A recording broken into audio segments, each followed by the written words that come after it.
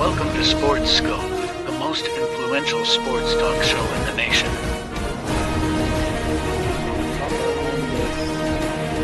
What is today, the 19th? Stay tuned for updates and great sports content. Hello, everybody. Welcome to the Real Sports Scope. I'm your host, Robert Butler, on this 14th day, Thursday. Got a great show with you for tonight. Going to talk about tonight's game. This is a big game, actually. The Eagles Commanders, a little bit different take than a lot of people may think here. Also, Jon Gruden, and Jon Gruden's got a job back in media with Barstool Sports. I'll talk about that. Got a cut from that, and also 30 minutes past the hour, we'll have Coach Kevin Carroll be back here. Was trying to get him and Carlos together, the Mad New Yorker, but Carlos is in Colombia. This family, seeing family and whatnot in Colombia, the country there. So he won't be in tomorrow either, my guess is. So it'll probably just be me tomorrow talking about this big fight coming up, talking about the fight, Jake Paul, Mike Tyson. But also, just want to talk about that with tonight. Myself and Kevin will be going over the Tennessee-Florida game, get his take on the college football playoff and where it stands right now. So stand by. We'll take our first and only break. I'll be back here momentarily. We'll hit the ground running here on the Real Sports Scope. Hello, Sports Scope followers. The program has seen tremendous growth since going 5 days a week. I just wanted to thank everybody for your cash contributions and sharing the program with friends and families. Just a reminder, if you want to contribute to the program, go to the Cash App, the cash sign, and Sports Scope. There are other ways to contribute to the program listed at the bottom of the screen. If you want to advertise on the program, go to sports, that is sports with an S, another S, scope, SKOPE, at gmail.com, just like it's listed at the bottom of the screen. Thank you and enjoy the program. I'm Mac, CEO of National Streaming Sports and host of the Mac and Jack Sports Show. You're watching the sharp-dressed man and the big story breaker, Robert Butler, on Sports Scope, Monday through Friday at 8 p.m. Eastern on National Streaming Sports. Thanks. Introducing National Streaming Sports, live and on-demand sports talk programming that you can access 24/7. For the premier sports talk experience, tap into our Roku channel.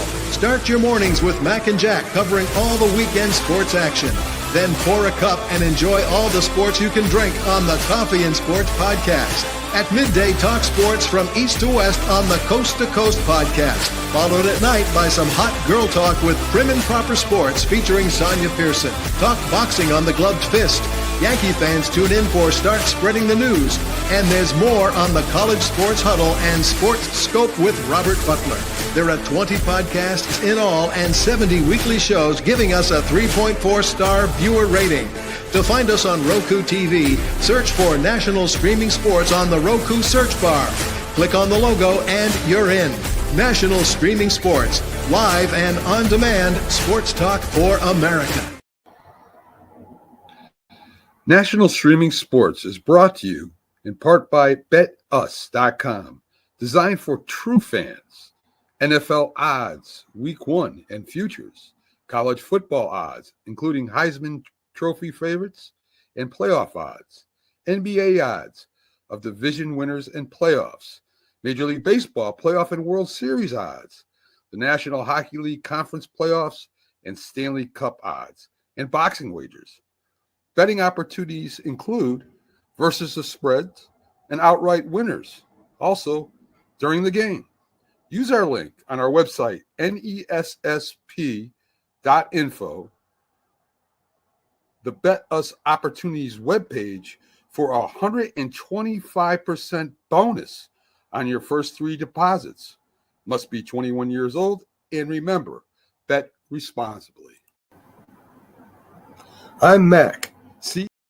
All right. Sorry about there. No, it's a little bit of a long break here.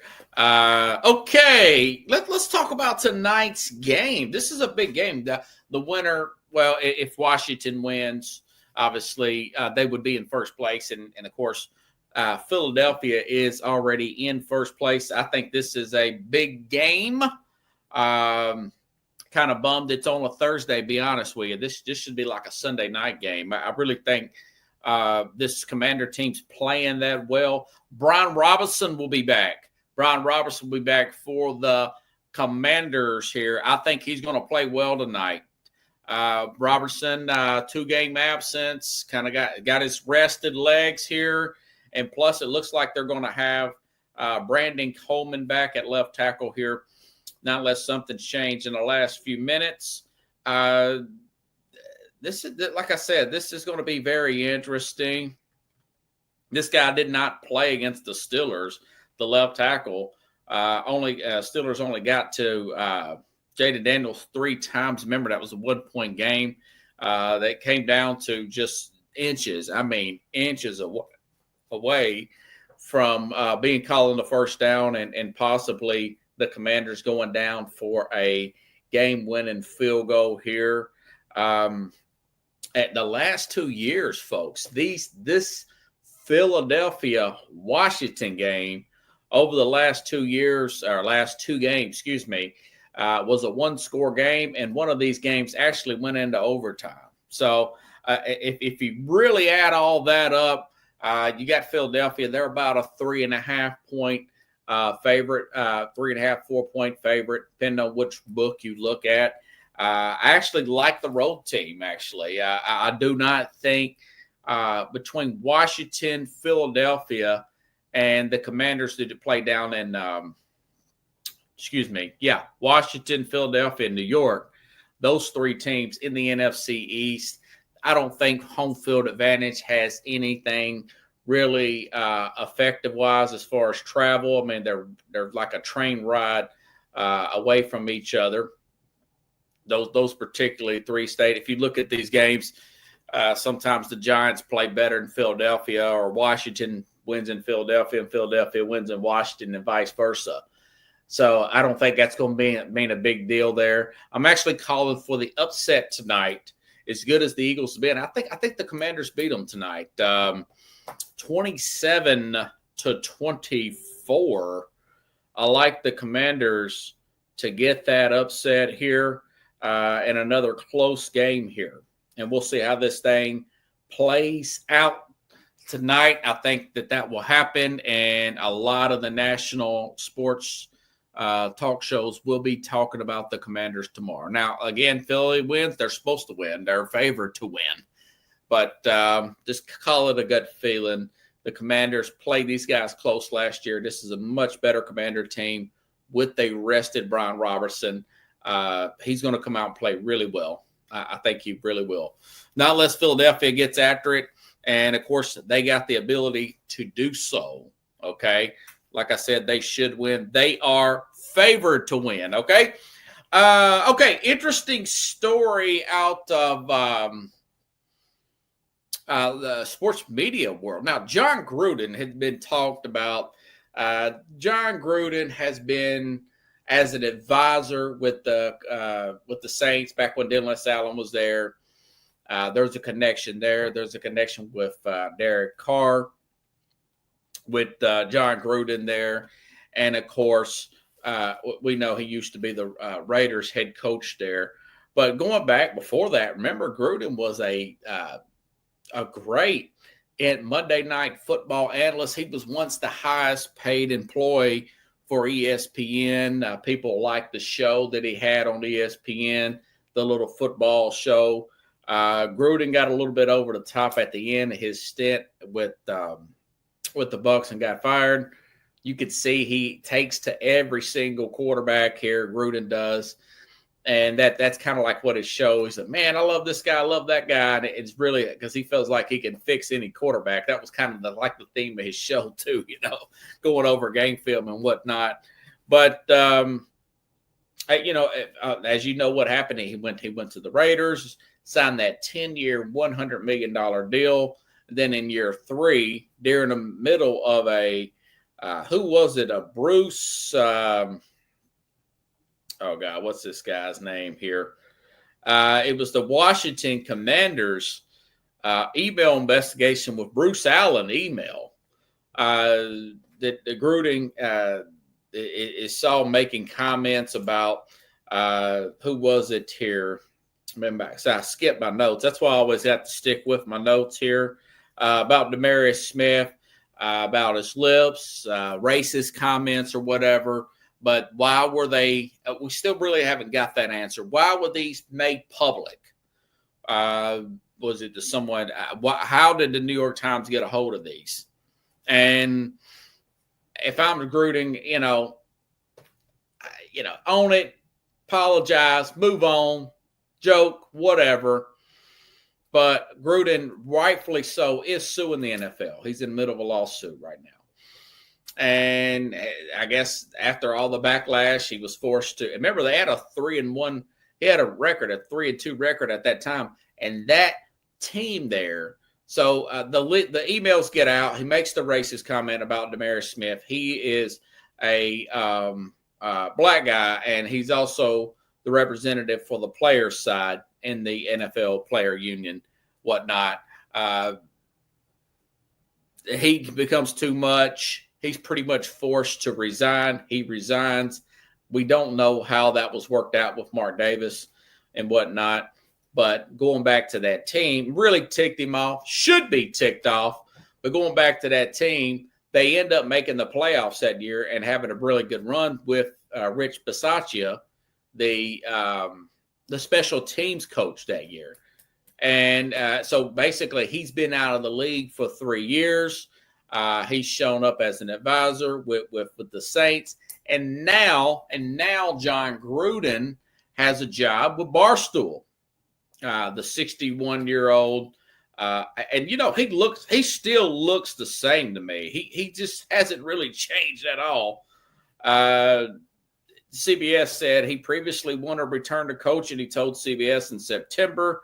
He watched a lot of college football team. Yeah, I'm interested in coaching.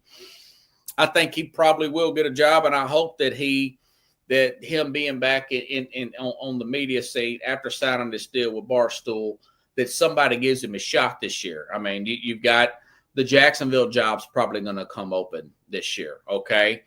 The Saints job is already open. I don't know if he'd want to do any of them. If I'm him, I want a new quarterback and a fresh slate of players. Not unless I've got a quarterback like a Trevor Lawrence to work with. That would be a pretty good fit with him, since he did used to work with the Tampa Bay Buccaneers. So I hope that the league finds a way to forgive the guy that wants to go back and work. Listen, Brian Flores made some salty comments about the league, and we played Brian Flores' comments that Tua said about him, called him a loser and all that stuff. Flores apologized. He owned it. He says, hey, I'm trying to evolve as a coach and a person, and I think maybe Flores should get another opportunity, because he's also suing the NFL, and he's doing a great job as a coordinator with the Minnesota Vikings. Will he be here in Nashville this weekend? So I'm big into forgiveness when it comes to stuff like that. Now, Colin Kaepernick, made some offense for a lot of the country here.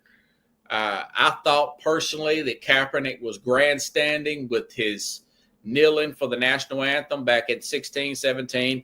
And the truth of the matter is, Kaepernick's career was going on a downslope prior to the kneeling, prior to the sitting down and kneeling for the national anthem, because of Jim Harbaugh left this team and his play started going down. He was actually a backup and lost his job to Blaine Gabbert. But, all that being said, if he had gotten his act together as far as being a player, I'd have forgave him for the kneeling for the national anthem and gave the guy a job. I just think that at the end, one thing, his play wasn't that good. For another thing, he was playing games with the media and the teams that are scouting, saying, well, we want to do the trial. Remember, he had a trial a few years ago We're going to move it from one facility to the next so he can get his camera people in there. And it just turned into something else. It took on a life of its own. I think this league is forgiving. And if he could still play, I would hire him is my whole point. If John Gruden can coach, which I still think he can coach, I would definitely hire him. So hopefully he'll get an opportunity. Let me play this video I've got off Barstool, basically doing the show he did with ESPN years ago. And I'll see you back in the back there, Kevin. Just stand by here for a few minutes and let me play this. I'll bring you up here shortly. All right. This play is strong right. We got a slot over here. This is the Z receiver. That's not how you do it. The fullback goes to the right, and so does the tailback. Spider 2. The Y runs a banana route. Does it look like a banana to you guys? Yeah. Exactly. You guys want to learn some football? Yeah. Seriously, do you? Yeah. All right, let's pound it rock. Let's go. Freaking go, man. Let's go. Creed, Dan? No, I think he is. You in Creed? Yeah, how you know? He's a cologne guy. He's a big cologne guy. He's a cologne guy. Look at He used to that. add a whole series on it. You like Creed? I do. Very good. Very expensive, but very good. Oh, that's so perfect. It's kind of awkward. Yeah, it's really awkward. You know another man's smell? Yeah. Hey, wow, you were in Creed? Oh, man. I made a good friend up in Chicago named Jerry. Yeah. We went back to the Langham Hotel smelling each other. Yeah. So that was kind of like his announcement to the Barstool. Today, I don't know, Kevin, if you're backstage, John Gruden signed a multi-year deal with Barstool Sports. The guy's 61. He's gained a little bit of weight. But I'll say this. He looks the same as he did when myself and Kevin were just starting college in 2002 when they went on and won the Super Bowl with the Tampa Bay Buccaneers. That guy is a before and after picture. I was working out one time, late summer one day. I was in a YMCA, and I was working out. And I looked at this guy that had this intense look on his face. And I got to thinking, man, that guy looks a lot like John Gruden. And it was up here in Donaldson, which is about 10 miles from downtown Nashville. And they were in town that played the Titans in a preseason game that year. And I thought to myself, that was John Gruden on the treadmill, going through some stuff in his head, walking on. But I didn't bother him. I knew he was trying to get stress relieved, I guess, trying to get his workout in, go home, shower up, get ready for the game, and do his own thing. So I know he's a really good storyteller. I think he's a good coach. I know that it wasn't off to the best start in the world with the Raiders during the second stint, but this is playing under Mark Davis instead of Al Davis. Mark Davis is a little impulsive. It seemed like he gave in a little too much to Gruden. As much as I love John Gruden, I love Bill Belichick and even Jim Harbaugh, although I know Harbaugh is not that far removed from the college game. I don't want those coaches picking the players. I want a structured system where the actual guys that's been working all year in the offseason, watching 100+ Division I football teams and God knows how many Division II football teams. I want those guys picking the players. I don't want these guys picking the players. Maybe they can. If you're signing a guy off somebody's practice squad, or if you're trying to sign a guy. We just had the NFL trade deadline last month, or a couple of weeks. It was last Tuesday. Last Tuesday. If they want to help out with that decision, that's fine. Those players have already been in the league. Belichick's good at he made a great deal to get Randy Moss from the Raiders for nothing. that's different. But as far as bringing in rookies, I don't want these guys, doing all the drafting. I mean, look at Bill Belichick. And I'm sure when Belichick, he's going to get another opportunity. Mike Vrabel too. That's any smart, any team, organizations worth their weight in any kind of gold is going to give him an ultimatum. We'll pay you what we need to pay you, but we have the general manager here for a reason. We have our scouting team. You cannot pick the players. We know how good a coach you are and motivate you are. That has been proven time and time again, going back to Mike Holmgren. But I don't think these guys are going to do that. I'm just saying I wouldn't do it. And my whole point of this, I would give John Gruden at 61, who looks about 41, another opportunity to coach again in this league. Okay? And my man Kevin Carroll must be amped up. He's a few minutes early today. I'll bring him in. We'll talk a little bit of the college football game. It's a huge weekend. It's been a huge week. Let me go ahead and bring Coach Carroll back in. And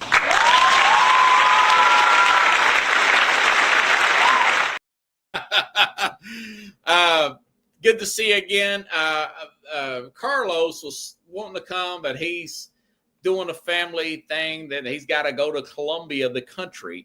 So he sent me some texts this morning. He's going to try to chime in today, but I have not seen his comments come up here yet. He was in South Florida earlier this morning sending me texts. So right. It's all good. It's all good. Have a safe flight there, Carlos. If you can even hear me. Kevin, I don't know if you've seen any of yesterday's program. I had a guy in here from Australia, live from Australia yesterday. Nice. Of course, we had, you could tell it was from Australia because towards the end there, that his sounding quality of sound was breaking off, and it kind of went south there. Right. Went down under there. Yeah. So, anyways, let me ask you, man. Let's go back to Saturday, Chief. You watched Georgia and the SEC for these last 5 years. They look like total world beaters against everybody in college football the last 5 years, not counting this year, 4 years, against everybody but Alabama. Then they get beat 28-10 against Ole Miss. What happened to Georgia last Saturday, man? What's happened to them this year, man? They just are not. They're not the same elite team that they have been the past several years. I mean, they're still good. I mean, they've got good. I mean, they've recruited well. They've got talent all over the field. It's just not clicking this year the way it has in the past. And, who knows why that is. I mean, it could be a number of reasons. But they're a little thin in a few spots that they're usually pretty got a lot of depth at. I think one big thing you can really see is that not having Brock Bowers out there is really hurting them. I mean, they're really missing him a lot. And Beck is not, and I attribute a lot of Beck's issues to the fact that they've just not been able to run the ball this year. Their running game has been horrible, and it's put it all on him, and he's just not responded very well to it. So, if Tennessee comes out and stops them from running like everybody else has been able to do, they've got a very good shot to win that game, whether Nico plays or not. So I mean, what do you think? It's saying Georgia can't run the ball. That's like saying it's going to snow in South Florida and at any point. What's up with that, man? Who knows? I mean, they've always got a really good offensive line. I mean, every guy they got on that line they were highly recruited guys, highly sought after by a lot of schools. And, I don't know. I don't know if it's a chemistry issue or what. They're not clicking on the offensive line.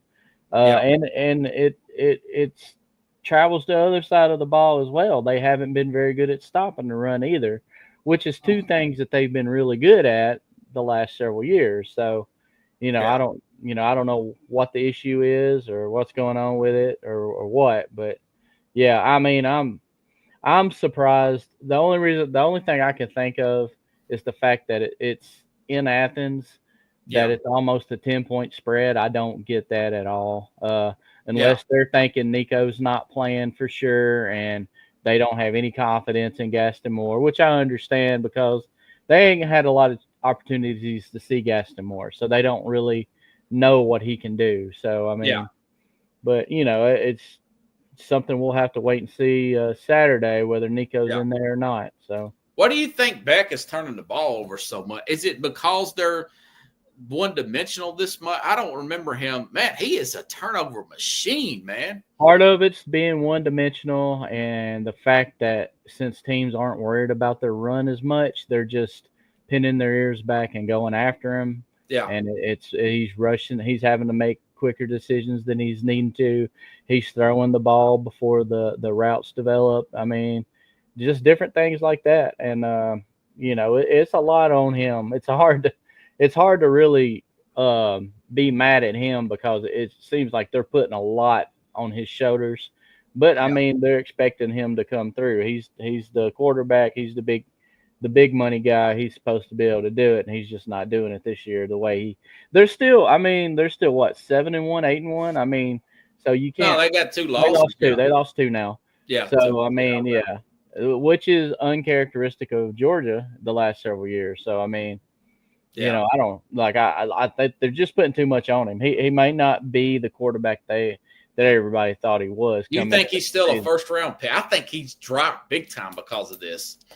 It looks like Will Levis out there, don't he? Yeah, I wouldn't want to pick him in the first round. I honestly, I'm not crazy about any of the quarterbacks this year.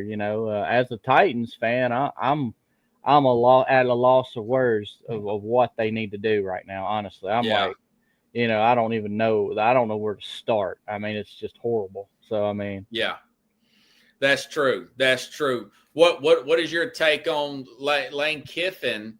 It's got to be the biggest win of his career. I know he's had some years with USC, but this feels like at the highest level, that's probably his biggest win, wouldn't you say? Oh, yeah, it is. Georgia's, I mean, he typically don't beat Georgia or Alabama. So, I mean, anytime he beats either one of them, that's a huge win for Lane Kiffin. That's probably his biggest win the last couple of years. They're a good defensive team. So, I mean, that showed Saturday. So, the only difference in our game and their game is we're playing them at their place instead of the other way around. Yeah. And defense travels, though. I expect our defense to have a lot of success. And we can win with Gaston Moore in there. They just got to run the ball, and he don't have to light it up. Just don't turn it over. Just complete a few passes here or there to get first downs, and lean on Sampson. Let Sampson do his thing and play good defense.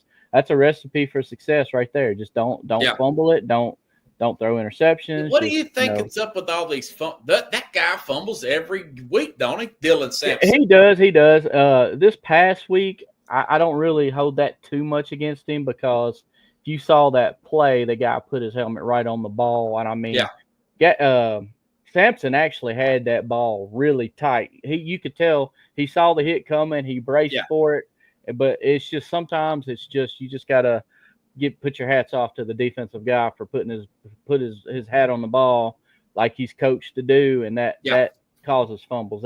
That's the best way to cause fumble right there. So I mean, the ones leading up to this week, or last week, that was on him. He shouldn't have dropped the ball. But this past one, I kind of give him a little leeway on that one because that guy just made a good play on defense.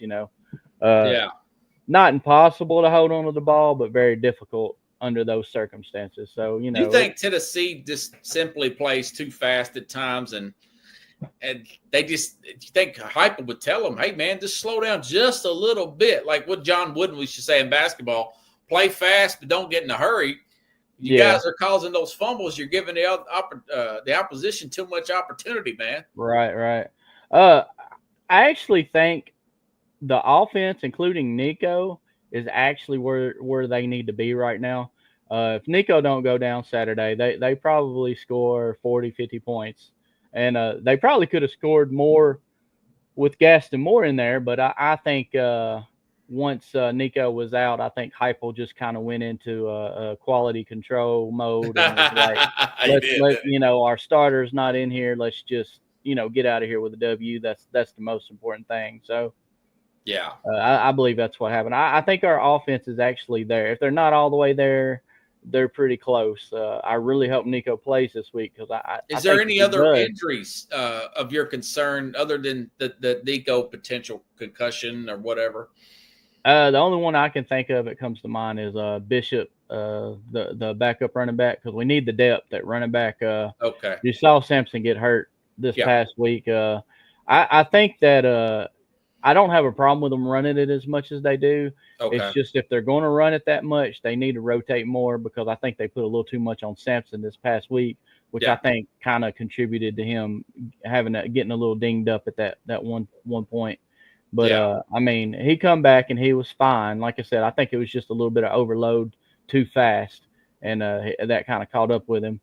But, yeah, Bishop being there helps with that because Bishop, he can kind of come in and I don't really think there's really a drop-off. I mean, I think Bishop comes right in and picks right up where Sampson leaves off, and he's productive. And, and against Georgia, where running is probably going to be a big part of the game, especially if Nico can't go. I think that's something that we definitely need. We need Bishop in there doing his thing. So, but as far as injuries, like I said, that's the only one I can think of. Is no Bishop. Brew McCoy. Everybody's good. As far as I know. I know. It seemed like some guys went down for a minute and then they came back in. I thought it was Brew McCoy, but it might have been one of those other receivers. Yeah. Have you heard about on Nico? I mean, I heard he was in concussion protocol. Yes. And I've heard a lot of different things. He's been practicing, which tells me you don't. If you wonder is that limited or it's just how these coaches like to hide. You never know. But if you had a grade 2 or a grade 3 concussion, you're not practicing first of all. So it had to be a mild concussion, or he wouldn't be out there at all. So if he has a mild concussion, that would lead me to think that he should be okay on the protocol test whenever they observe him, or I'm not sure how it works, but whatever they do. When I got concussions, we didn't have a protocol. It's like, are you good? I was like, yeah, let's do it.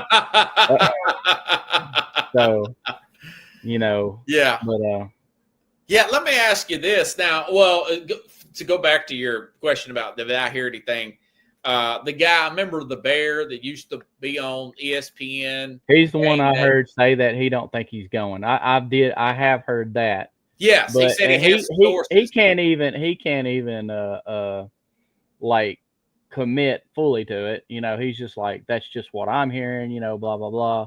Yeah. And if Tennessee, he's got his sources, but I guarantee you Tennessee is not showing their hand too much. So, whatever source it is, they're speculating. I think they're just speculating. I don't think anybody knows what's going on except for Tennessee, Coach Heupel, Nico. Those guys know what's going on.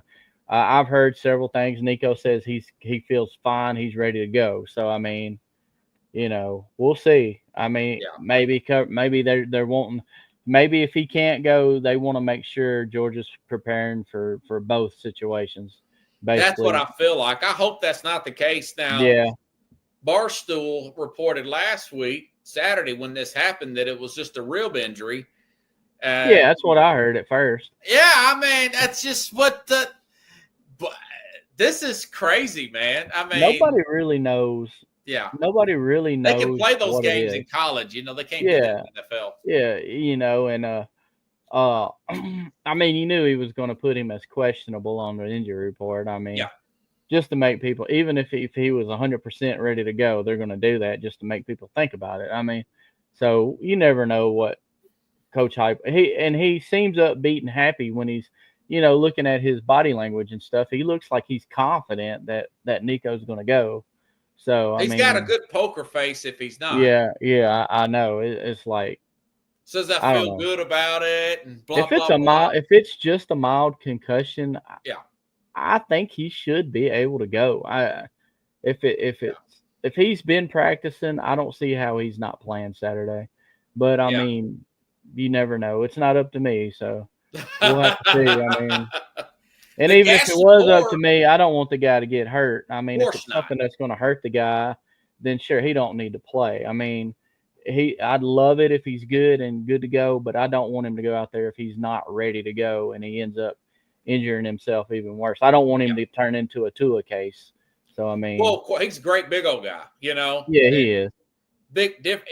My thing is, maybe this guy is probably a better thrower. You know how? I mean, I love Nico, but he does turn the ball over a lot too. And this Gaston Moore guy, he's a senior. He's followed Josh Heupel around. He was making some good throws in the throws that they did call in that Mississippi State game. And if you watch that Ole Miss game like I did, man, these guys were constantly open in the rain and making big catches, Coach. Yeah. Hey, you put Nico in that situation and he'll dice those guys up. You think? I'll tell you what, Gaston Moore, he didn't play bad. I thought he did good for the time he got to play. The difference between Gaston Moore and Nico, he cannot make some throws that Nico can make. Straight up. If he tries to make it, he's probably going to turn the ball over, which is what I think happened against Alabama. He tried to make a throw that he wasn't capable of making, and he got a turnover. And that's the difference between him and Nico. Nico's more talented. And like I said, I think Nico was playing good in that game. He hit 2 of the long balls. I believe he probably comes in second half, probably hits 1 or 2 more. They score 2 or 3 more touchdowns in the second half. I mean, I think the offense was actually looking pretty good. You know, we hadn't scored in the first half, and I don't know how long. We scored 20 points this half. I mean, that was a good half for us, you know, having our record the last several games. So I think they were turning the corner, which is what sucks a lot about Nico being out, is the fact that, you know, they're just starting to get their rhythm and get the going. And I wish they could have had that second half going into the Georgia game with Nico playing, you know, just to get a little bit more comfortable in, you know, the speed and everything that they were doing. And it's like I said, this is one of the main reasons why I wish Nico had started last season. I wanted him to get all this stuff out of the way. That way, when he come in and this season, he wouldn't have any of the road stuff to have to deal with. He'd already have done it, and you know, I think it kind of hurt not starting him. But it's like we talked about before. Heupel has to play a different game now when it comes to the landscape of college football. Your players have got to trust you. Your seniors have got to trust you. If he turned his back on Milton, the other guys might have hit the portal. There might have been some more guys hit the portal. I mean, Tennessee has been one of the better teams of keeping guys out of the portal, and that's probably part of the reason why. So in the long run, you got to look, is that more important, you know, for the team as a whole to keep the guys you got? So it's just hard to say. I don't know. What if they go down there? This defense is good. We've talked about this a few weeks ago. It's probably the best defense they played in 20, 25 years. Probably. What if this is a tight game? Tennessee loses a game. Nico don't play. Tennessee sitting there with 2 losses. Do they got a shot at the playoff coming up in 2 or 3 weeks? Or is this the last stand? Look at how many teams got 2 losses, man. Yeah, it's a whole bunch of them. I can't freaking stand the committee. I've not liked this committee thing ever since they've come up with it. It seems more like an election to me than it does actually earning a playoff spot. I think Tennessee's underrated. They are underrated. I think they put Georgia where they put them. That way, if they beat Tennessee, they can freaking just swoop them on out of the top 10. I mean, it seems like that's what they did. It's like, soon as Tennessee loses, if Tennessee loses to Georgia, they're gone. They don't care how close it is. At the beginning of the season, I thought 2 losses, they could still get in the playoffs. But me too. The way this committee is looking, I just don't see it. And I know it's written in the rules, but this whole thing about we got to look at the injuries on your team, that should not have a thing to do with it. Florida State really did get robbed last year. If you earn it, you earn it. And hey, I'll be the first to tell you, I prefer the better games, but not at the expense of taking the opportunity away from a team that earned it. I mean, it's not an election at the end of the day. Like, you can't just say, okay, we think these teams. If that's the case, why are we even playing the regular season? Right. Just take the teams you think are the best and put them in the playoff. I mean, right. I wish it was a definitive criteria to get into the playoffs. If you met the criteria, you got in. If you didn't, you didn't get in. Like, I like the way the first 5 in are conference winners. That's without question. They earned that. They're there, Yes. And I wish they could figure out a criteria for use the BCS computer for the rest of the field. Well, maybe that's fair. It's a computer. Maybe do the one have the one open for the group of 5. Like, if they win their conference and they're undefeated, they get that 6th spot. But then the other 6 is completely BCS, where you finish in the BCS computer rankings. I would be okay with that, honestly. I mean, what good win, not loss, does Penn State have? They don't really have any. USC? They don't really have any, I don't think. Yeah, and the USC's they're not even 500. They're not even 500 anymore. So I mean, yeah. So I don't really know. And really, I mean, as much as we like Texas, what good wins have they got? I mean, we know how bad Michigan is. Oklahoma's bad. Now that hurts Tennessee too, you know. So Texas, I mean, I don't guess they've really beaten anybody, but they got them at 3 now. So what if A&M beats them in the last game of the season? I mean, you can't just leave the SEC. I mean, there's so many teams that's going to have to look at Alabama's win. I mean, they're back in it, right? Beating LSU. Yeah, they're in it. They're in it, and it's unfortunate because I think that was more of LSU showing, their deficiencies than it was Alabama showing they were so good. I think LSU just, I don't believe they were what we thought they were. Apparently, they looked really bad. And if you look earlier in the season, Alabama was blowing people up too, and then they come to Knoxville and they play a good defense, and they get the brakes get put on them, and they don't run up and down the field like they were against the rest of the teams. Tennessee, I think Tennessee's got opportunity. I think they've got to win this game to get in the playoffs. Unfortunately, it's starting to look that way. Yeah, and because the SEC's beating up on each other, and there's going to be weak teams from these other conferences. Big 12. Oh my God! What if Ohio State beats Indiana? Are you going to put in Indiana 1 loss over 2 loss? I think Tennessee could beat Indiana. I think they could too. I believe they could too. No question in my mind, they could beat them. You're starting to hear Tennessee Tennessee would run through the Big 12. I'll tell you that right now. Yeah. I mean, or Big 10. Excuse me. The Big 12 is what I'm talking about because you got BYU undefeated. Yeah, they're undefeated. Yeah. And then, the crazy thing is, I think Colorado matches up good with BYU. They could, if they, because the rest of their games, they could win out. They don't have a very tough schedule. Yeah, Utah's kind of fell apart. What happened to Utah? Is it injuries? Injuries. Their quarterback is out for the year. Yeah. And they kind of lost it without him. And I mean, Colorado could end up in the playoffs. And then you got BYU sitting there probably with 1 loss. I mean, do they get kicked out of the play? I mean, it's like some good teams are going to get kicked out of the playoffs because the rest of these conferences only have 1 or 2 good teams. I mean, it's just kind of sad. But I mean, hey, it's a field of 12, so you can't complain too much. You can't complain too much if you don't make it into a field of 12. I don't like them playing these name brands. I think that Tennessee should get a little bit more love, but maybe if I'm hype, I'm playing that up in the locker room. Yeah. They got to win this game. This is a huge game for Tennessee.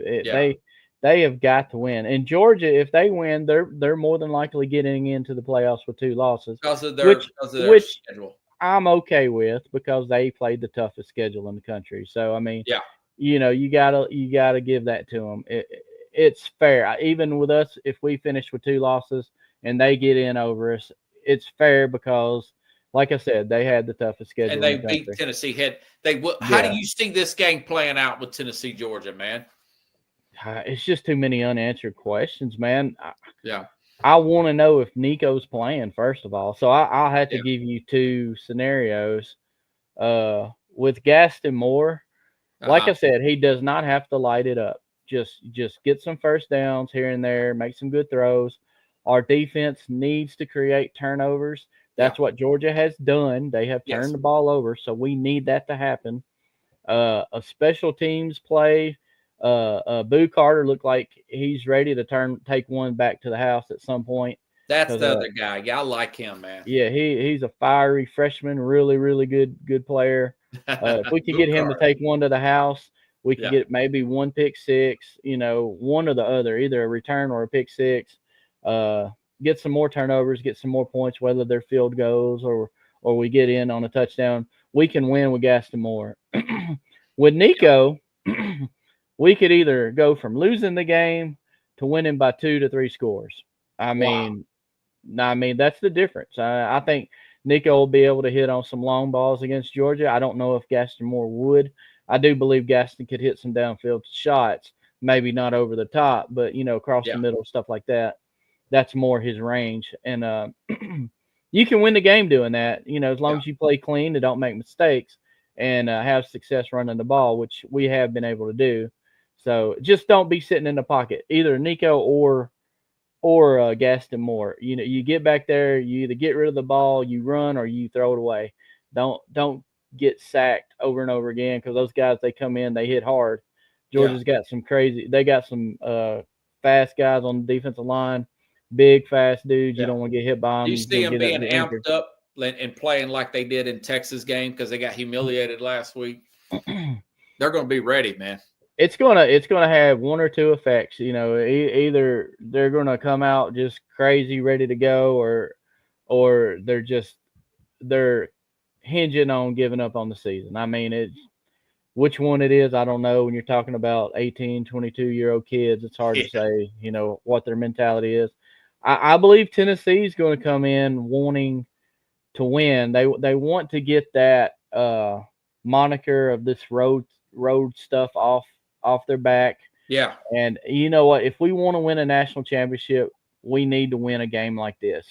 Period. Yeah, Georgia. We need to win a game like this. Period. And I hate that we got to talk about the possible scenario of Nico not being in there, because that is our team. That Nico is our quarterback, and plus he's the running threat that I don't think the other guy is. This Gaston Moore's not a running threat. Yeah, he's going to need to get rid of the ball if he's feeling the pressure. And I don't know if you noticed also, Nico, the last couple of weeks, he has been able to feel the pressure in the pocket. It's like he's moving out of the way when he's not even looking that direction. He just feels it coming, and he steps up, or he moves around and he gets the ball off.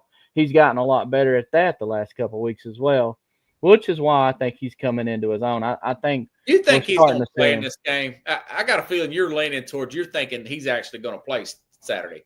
The reason I kind of think he's going to play is because he's been practicing, from what I'm hearing. Yeah. He's been out there practicing. And if you got a bad concussion, you got to stay out of the light. First off, I mean, right. I've had to deal with concussions. I know how it is. It can mess you up, make you get dizzy, get sick. Headache and stuff. Yeah. Yeah, and so you got to stay out. You got to stay out of light. If he's been out there throwing the ball, doing his thing, that tells me that he's okay. But I mean, we don't know if the information we're getting is 100% accurate. Right. I mean, so that's the only thing. They can stay limited, which is throwing the ball on the sideline. Yeah. So I mean, we don't know. We don't know what's going on. If he actually is out there practicing, then he's probably going to play. If he's just kind of out there not doing anything with a towel over his head, I mean, we don't know. We don't know which playing one mind it is. Games. I'll put it this way: if they don't turn the ball over, regardless who the quarterback is, I agree. They turn it over every week, man. And what do you think about that kicker mixing those kicks in the Kentucky game? Yeah, 3 kicks, man. I heard the deal on him. He had like the flu all week. Oh, was that it? Okay. He'd been sick all week, and kickers. You hear the moniker on kickers. They're head cases. So yeah. Once he starts missing, he just keeps missing. And I didn't hold it too much against the guy because he's a true freshman. He's been great for us all season. Then he comes to this next week, and he doesn't miss one kick, and he also kicks a career long. So, I mean, he hadn't missed any less than 50 yards up until against Kentucky. And then, of course, he missed those. And then, of course, he hit a career long. It was 50-something. I'm not sure what it was exactly, but and then he was 3 or 4 for 4. I can't remember, something like that. Since those 3. Okay, so that was just the flu. Okay. Yeah, it's flu, and like I said, he wasn't able to practice a lot that week, and not to make excuses, it's just like I said, once he missed one, he got in his own head, and he just kept missing them. He's overcorrecting, and then like I said, I wasn't worried about it because he'd been solid up until that point. He just had an off game, and then he proved that was the case when he come in this past weekend, and he hit every time they called on him. So I think he's a good kicker. Yeah. He's a good kicker. The crowd would, if you're just looking at this game and you wasn't paying attention to the league, I like to go back and look at box scores and see how the two teams matched up last time and the time before that. And if you just look at that and you say, okay, Tennessee, Georgia looks like a time and a half better team. I think it was 38-14 or something like that. Yeah. Destroyed Tennessee last year. And so the crowd will say, okay, why are we even making this like to be a big time game when 2 years ago Tennessee had a great year like they did this year, and then Georgia handled them? And my thing is, Ole Miss, Georgia beat them 52-17, I want to say, last year. Yeah. And then this year it was 28-10 Ole Miss. So this feels like a different animal. And if you're looking at it from a Tennessee perspective, as good as their defense is playing, they really do have a shot. And it's almost like Carson Beck is thinking about it now. It's almost in his head he's going to turn it over. Oh yeah, he like we called the kicker the head case. Right now he's in that same boat. I mean, he's having problems, and we got to get pressure on him. We pressure him is the best thing we can do this weekend. Just get pressure on Carson Beck, make him feel it, make him throw the ball. He's going to keep doing the same thing he's been doing. And Ole Miss last year, just like Tennessee, neither one of us had that good of a defense. I mean, it's the truth. And Georgia still had Carson Beck. They still had McConkey. They had some good guys out there catching the ball. They don't got those guys this year. And Ole Miss had a better defense. Tennessee's got a better defense. It's a good matchup. If Georgia does win, I do not see them covering like a 9 or 10 point spread. I think it'll be close. It feels like a one-score game. It'll be close. It'll be a close game.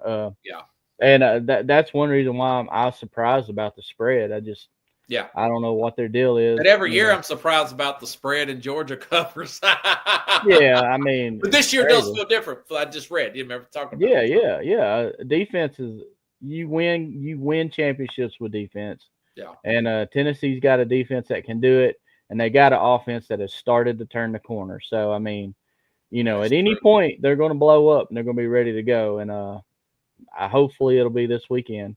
Maybe they are distracted, Coach. Did you see that story where or the video circulating the Ole Miss player celebrating with the Georgia player? Yeah. That Kirby Smart said, well, they grew up together. He said it was an idiotic thing, but I'm thinking, man, I'm sure I wonder if he made him run or something in practice with that. Right. Yeah, it's crazy. What if Tennessee beats Georgia with Gaston Moore starting quarterback? Yeah. They got to be in the top 5, right? What will the committee say about that? Because you know what? If that happens, we're in the SEC championships if we lose out. It don't matter if we lose out. I believe we will hold all the tiebreakers if we beat Georgia. Yeah. Well, then they got like Mercer or somebody. Yeah, right? we could. Is it UTEP? I thought it was UTEP. Maybe it's UTEP. Mercer. Yeah, UTEP. It's Okay. a lower end team. Yeah, we could lose to UTEP, then you lose to Vanderbilt, and still be in the SEC championship. Yeah. No, I don't want to do that because if we lose the SEC championship, we're not getting in the playoffs. But yeah, if we beat Georgia, I'm confident we win the next 2 games. I don't think Vanderbilt's going to be. They'll beat UTEP. And we'll be in the SEC championship, and then we can lose that and still get in the playoffs. And so, I mean, it'll be okay. They'll likely be to a Texas, but it could be to an Alabama again because Texas has got they got A&M, and that's going to be a tough game. I think it's at A&M, isn't it? A&M has only lost 1 SEC game, so right. I believe. Oh, I think it was 2, wasn't it? No. Notre Dame doesn't count. They lost to Notre Dame, yeah. Yeah. So if I believe this, the winner out of Georgia and Tennessee, I think is going to play the winner out of A&M and Texas, and that's going to be for the SEC championship. Okay. I think that's how it's going to shake out. If Texas does, because if Texas beats A&M, then they got 2 losses, and Texas only has the 1 loss still. And then if A&M beats Texas has the 2 SEC losses, and A&M's just got the 1. So whoever wins that game goes. You remember you said you didn't think A&M was going to do it. I didn't at the beginning of the year. They improved over the course of the season. Yeah. I picked Notre Dame to win that first game. Me too. Then Notre Dame didn't look as good as I thought they were, and now they're starting to look like like I thought they were going to be. And so if they finish out Notre Dame, it's going to be hard keeping Notre Dame out of the playoffs, even with a loss to NIU. I mean, it's going to be hard to keep them out. Yeah, they beat up on Navy a few weeks ago. They got Army coming up too, who's also undefeated. That'll be good for their resume. Yeah, I had them in. You still like Miami to get there out of the ACC?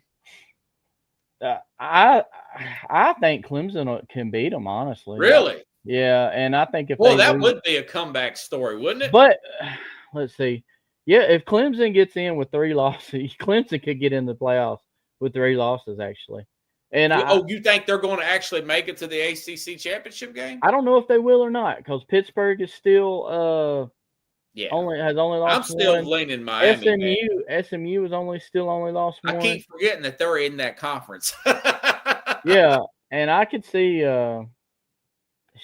any one of those teams beating Miami, honestly. SMU, Pittsburgh, or Clemson. Clemson's probably on the outside looking in right now because I think they've had a couple losses. I don't know if you saw, I called that Georgia Tech game Saturday. Yeah, they won. Yeah, I called that game. I said, I woke up, I put on Facebook, I said, I got a feeling about Georgia Tech today.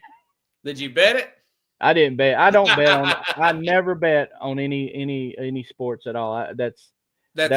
It's the rule I have with myself. I don't do it. I don't. The only gambling I'll do is I'll do those football cards for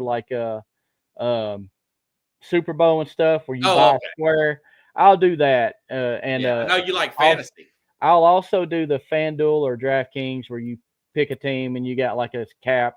I'll do the enter a contest. I don't do leagues, but I'll do that weekly thing. That's what I do. Yeah, I like that. But as far as bet straight up, I don't ever bet straight up on any games. It makes it more fun when you don't bet because you're not nervous about your bet. I always pull for underdogs just naturally. Yeah. That's just who I am. I always want the underdog to win. And if I gambled on them all, I couldn't do that. I'd have to go with the favorites sometimes. But I'm good at picking the ones that I'm good at picking the ones that are not favorite though. I do a good job at picking the underdog. Sometimes I get a feeling. I was like, I think this team's going to win this week. Are you leaning Texas or Tennessee this week, or Georgia? Excuse me. God, I have to lean Tennessee, man. I got to lean Tennessee. I have a hard time because of their defense is playing. So well. I just think their defense is going to give Georgia a lot of problems. Yeah, regardless who the quarterback is, just protect the ball. Just don't turn it over. If we got a punt, we got a punt. We're going to have good field position on several occasions. Let your special teams, win this game for you if you have to. It's one of those situations where the most important thing is to win. You don't have to look pretty doing it. Just win the game. It's just all about no turnovers. Your season is set. If you win this game, your season is gold. So yeah, that's all I can say about it. Especially if they could turn over Beck and get points out of it. Yes. And not turn the ball over, I think they can win. And if Beck, if he has one or two, whether it's a fumble, interception, he's inclined to have more. He gets in his head, like you see, he starts having them, and he's like, "Oh, here we go again." Remember Max Schaub, the NFL quarterback? Yeah. Once he got in the habit of throwing pick sixes, they actually had a pick six hamburger named after him when he played for Houston. Well, they need to make the after this game they'll come up with the Beck Mac.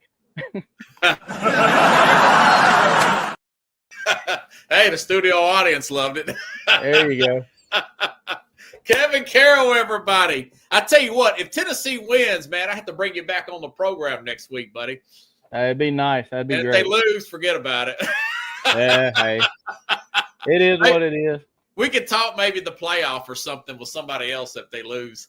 For sure, man. Hey, I'm really looking forward to this playoff thing coming up. Yeah, me too, I'd buddy. love for us to be in it, but if we're not, I'm still going to enjoy it. But I want that game in Knoxville a couple weeks after the regular season. I think that would be awesome. I want that more than anything. And, that could be the scenario winning the SEC championship because the SEC winner might be the number 5, possibly, because we're beating up on each other, which is pushing us down the rankings a little bit. That's true, brother. That's good food for thought, man. Yeah. Kevin Carroll, everybody. Appreciate you, brother. I'm over on time. Have a good one, bud. You too, man. See ya. Hey, everybody. I'll be back tomorrow, likely by myself here, talking about the fight tomorrow. I'll give you my prediction between Mike Tyson and Jake Paul. I got a funny clip Mike Tyson said with this little kid interviewing him. I'll play that tomorrow as well. I'll give you my picks in the NFL. And, of course, I'll give you my final prediction for Georgia, Tennessee. Have a good night, everybody. I'll see you tomorrow, same time, same place, here on the Real Sports Scope.